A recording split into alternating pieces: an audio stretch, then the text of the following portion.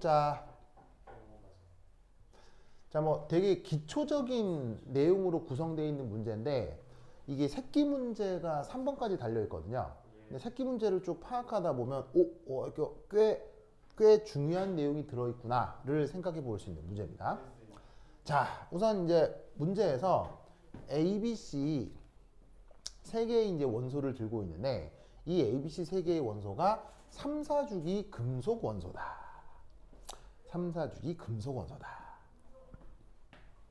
라는 말이 나오고 있습니다. 그러면서 뭘 표현해 주고 있냐면 이런 식으로다가 짜잔 그 유명한 순차적 이온화 에너지가 제시가 돼 있어요. 그래서 노란색으로 표현한 게 A, 그 다음에 파란색은 B, 빨간색은 C로 쓰고 있는데 그 녀석의 순차적 이온화 에너지를 상대적인 크기로 이렇게 표현하고 있는 거다 이런 말이죠. 무슨 말인지 알겠죠? 자, 여기서 우선 생각해 볼 건 순차적 이온화 에너지의 중요한 성격. 무조건 뭐 한다? 순차적 이온화 에너지의 성격은 보시다시피 무조건 짜잔 증가. 그죠? 뭐 누가 됐건 관계없이 순차적 이온화 에너지는 무조건 계속 증가하고 있다. 화면에 맞아요? 그래요. 화면에 이렇게 고민하는 거예요. 그래요. 자, 그래서 이때 그 순차적 이온화의 이제 기본적인 성격은 나타났는데 여기에 있는 이 녀석들의 변화 패턴을 보고 뭐를 파타내라? A, B, C가 어떤 금속인지 알아내라 이런 얘기인 거죠. 무슨 말 알겠죠? 자, 그러면 순차적 이온화 에너지에서 우리가 또 알아봐야 될 건 뭐예요? 어디서 급격하게 커지느냐 그걸 알아야 되죠? 그럼 여기서 잘 봅시다. 노란 거하고 파란 거는요. 노란 거하고 파란 거는 우리가 뭘 할 수 있다? 첫 번째 이온화 에너지에서 두 번째 이온화 에너지가 될 때 갑자기 팍 증가하죠. 빨간 건 안 그래요. 빨간 거는 첫 번째에서 두 번째로 될 때 조금만 증가해요. 아시겠죠? 그럼 여기서 우리는 뭘 할 수 있느냐? 자, 여기서 우리는 요걸 할 수 있겠네요. 자, 첫 번째 1. 저기 보시면은 A, B의 경우 첫 번째 이온화 에너지에 비해서 두 번째 이온화 에너지가 급격하게 증가한다. 그럼 이 말은 무슨 말이냐면 이 녀석의 최외각 전자가 몇 개? 한 개구나. 라는 사실을 알 수 있다. 이런 말이지. 무슨 말 알겠죠? 그러면 최외각 전자가 한 개다. 그런 원소를 뭐라고 부르죠? 일족의 알칼리 금속이구나. 라는 것을 알 수 있습니다. 됐죠? 됐죠? 자, 그 다음. 그러면 이때 일족 원소를 쭉 나열을 하면 누가 있어요? 리, 나, 카, 루. 뭐 이런 식으로 있잖아요? 이때 지금 몇 주기 원소라고 했어요? 바로 3주기와 4주기 원소. 그럼 3, 4주기 원소가 누구예요? 여기 있는 것처럼 바로 소듐하고 포타슘. 그래서 여기서 알 수 있는 게 뭐다? 오호라. A하고 B는 소듐하고 포타슘이구나. 이걸 알 수 있습니다. 그런데 이때 여기서 우리는 어떤 정보를 또 하나 알 수 있냐면 저 첫 번째 이온화 에너지 바로 A, 첫 번째 이온화 에너지 B 두 개를 비교하면 첫 번째 이온화 에너지에서 누가 조금 더 작고 누가 조금 더 큰가요? 이렇게 되죠. 맞습니까? 노란 게 A고 파란 게 B면 첫 번째 이온화 에너지가 이 노란 녀석보다는 파란 녀석이 조금 더 크게 나타나 있죠. 그죠? 그러면 이때 A보다 B가 이온화 에너지가 더 크다라는 얘기죠. 그럼 소듐하고 포타슘 중 누가 이온화 에너지가 더 크고 누가 이온화 에너지가 더 작습니까? 둘 중에 누가 이온화질이 크고 누가 더 작습니까? 여기에 있는 소디움이 이온화 에너지가 더 커야 되죠. 그리고 포타슘이 이온화 에너지가 더 작아야 합니다. 뭐만 아시겠죠? 재성이 알겠니? 혜성이 알겠니? 왜? 주기율표상에서 이온화 에너지는 이런 식으로 아래쪽으로 내려올수록 이온화 에너지가 작아지게 돼 있죠. 그래서 이온화 에너지가 다 작은 녀석이 더 주기가 큰 녀석이다. 그래서 여기서 알 수 있는 거 A가 누구? 포타슘.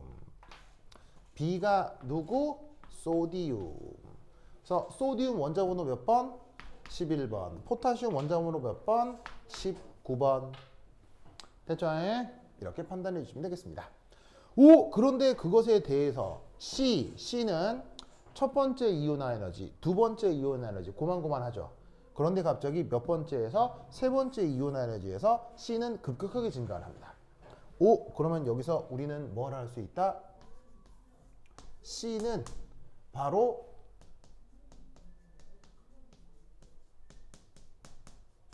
이렇게 되니까 최외각 전자가 몇 개? 두 개.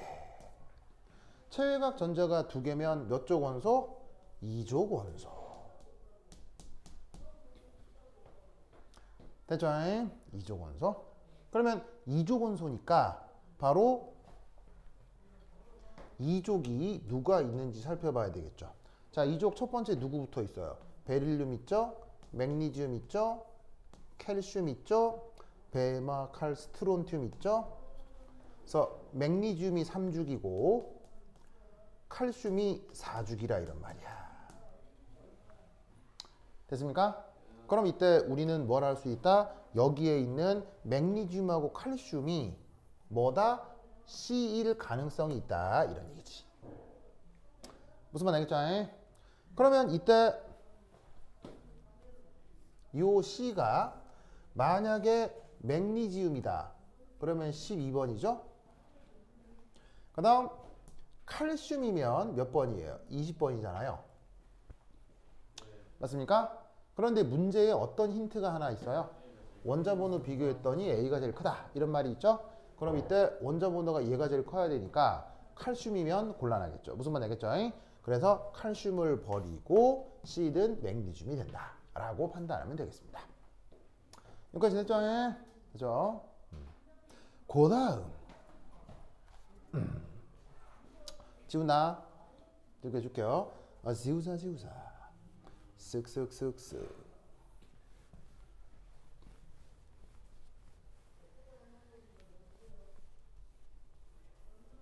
자, 두 번째는 어떤 문제가 나오냐면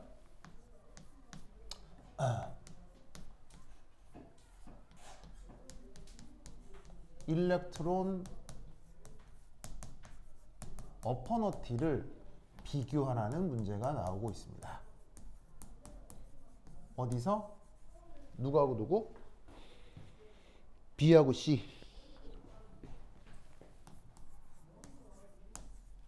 근데 여기서 표현한 게 B가 누구냐면 소듐이고요. C가 누구냐면 맥니듐이죠. 자, 어떻게 되느냐. 자, 첫 번째 1, 저 소듐. 자, 소듐은 기체 상태일 때 최외각 전자 배치가 어떻게 되냐요?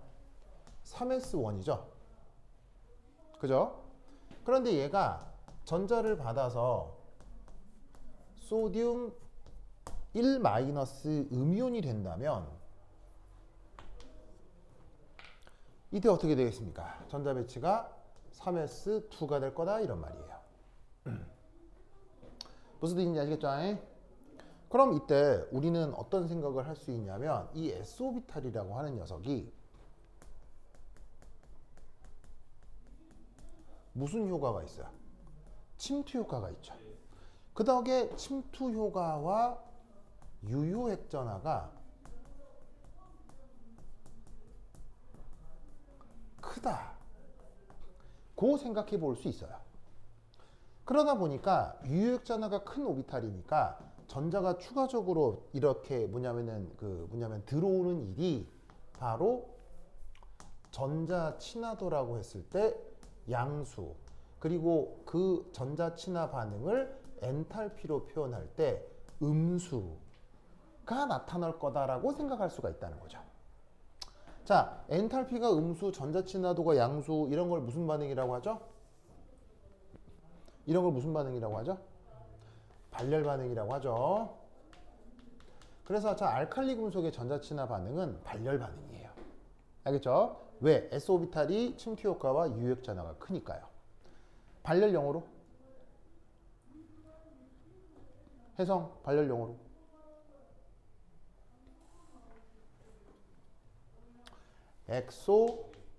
엑소더믹, 발열을 영어로 엑소서믹이라고 합니다.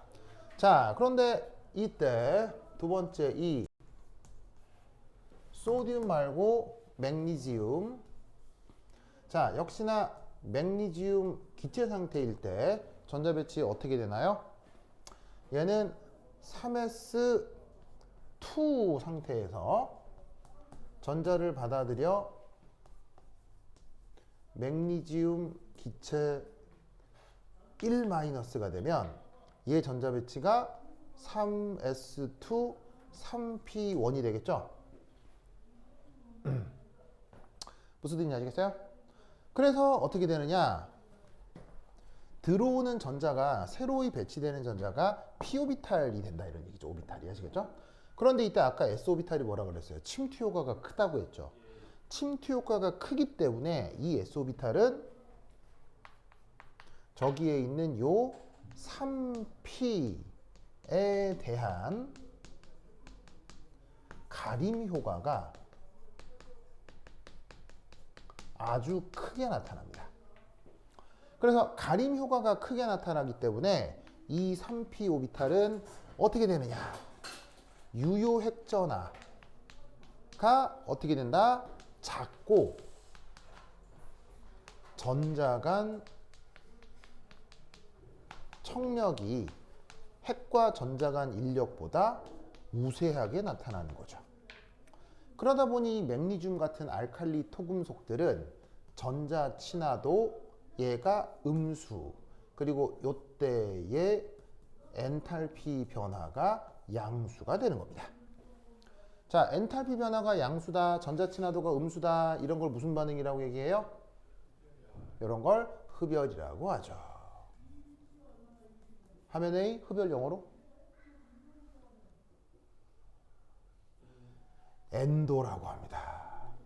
엔도서믹이라고 합니다. 뭐 많이 아시겠죠? 쉬워 알겠니? 이 논리 꼭꼭 기억해 두시기 바랍니다. 야, 동영이. 동영이는 집이 어디예요? 마산이요? 원령동이요? 원령공주예요? 동영이 원령공주예요? 그게 왜 옛날에 나왔던 만화 중에 원령공주 본 사람? 싸움 엄청 잘하고 예쁜 여자예요. 원령공주 몰라요? 원령공주 몰라요? 진짜 재밌어요. 아, 진짜로요? 미야자키 하야오라고 알아요? 미야자키 하야오라는 일본 예술가가 있거든요. 미야자키 하야오.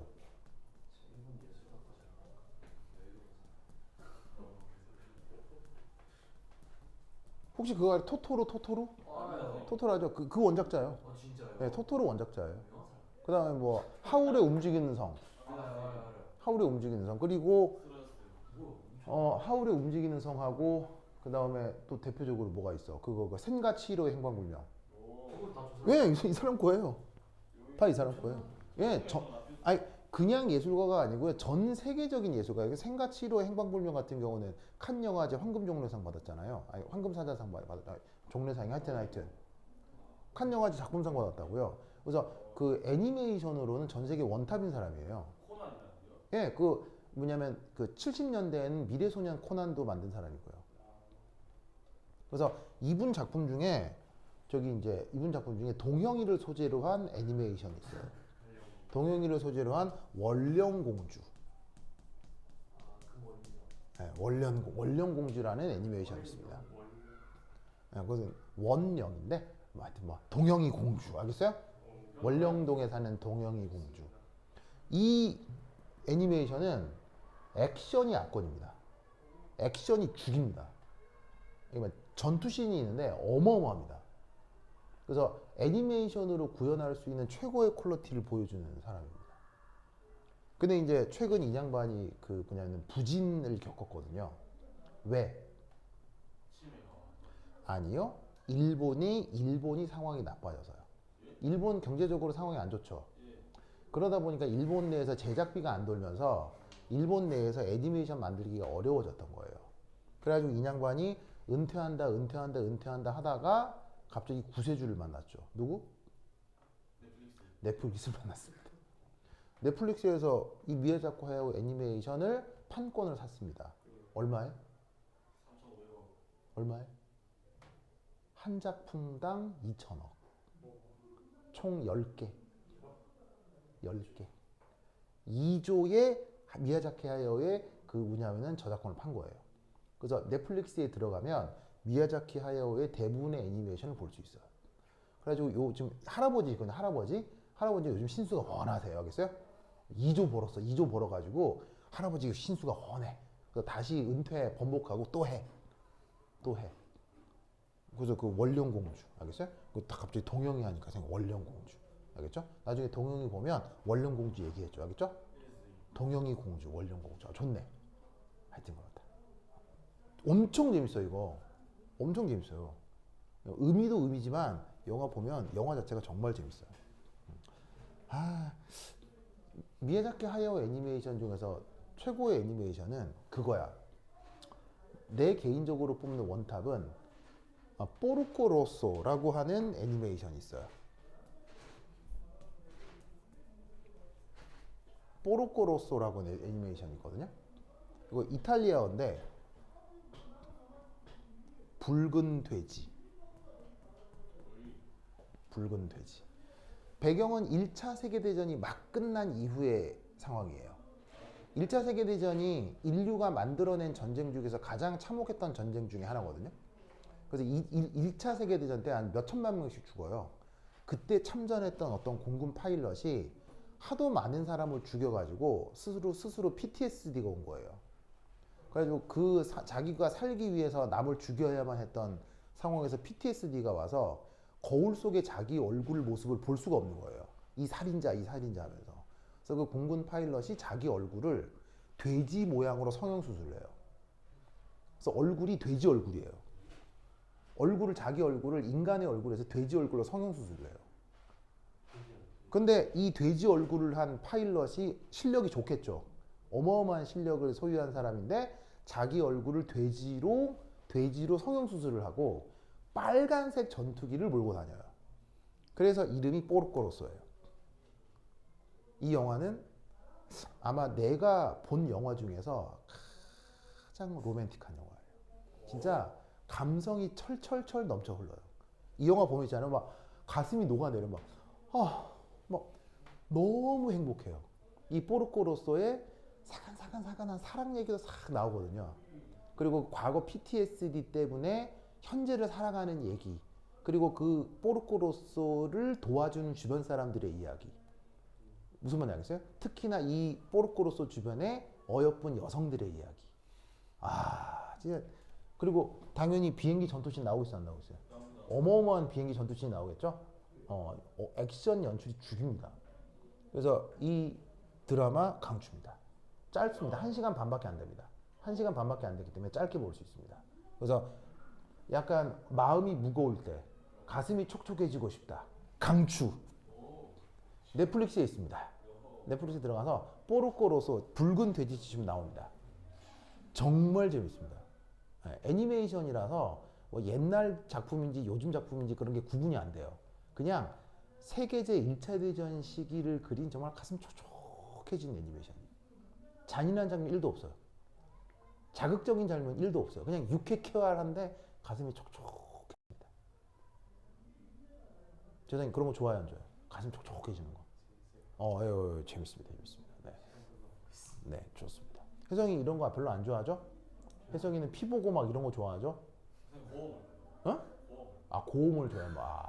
피 보고 막 팔 자르고 다리 자르고 막 이런 거 좋아해. 진짜 혜성이 진짜. 확실히 메카를 해야 돼. 자 언제? 자 요거 됐죠? 자 그다음 요거 준다. 요거 3번이 격자 에너지에 해당하는 내용인데 요 3번이 조금 이제 필기할 게 있어서 잠깐 끊었다 갈 테니까 3번 한번 풀어보세요. 고! 우리 동영이 원령공주. 동영이 아무런 대꾸를 하지 않아요. 동영이 자기 원령공주인 거 몰랐나 봐.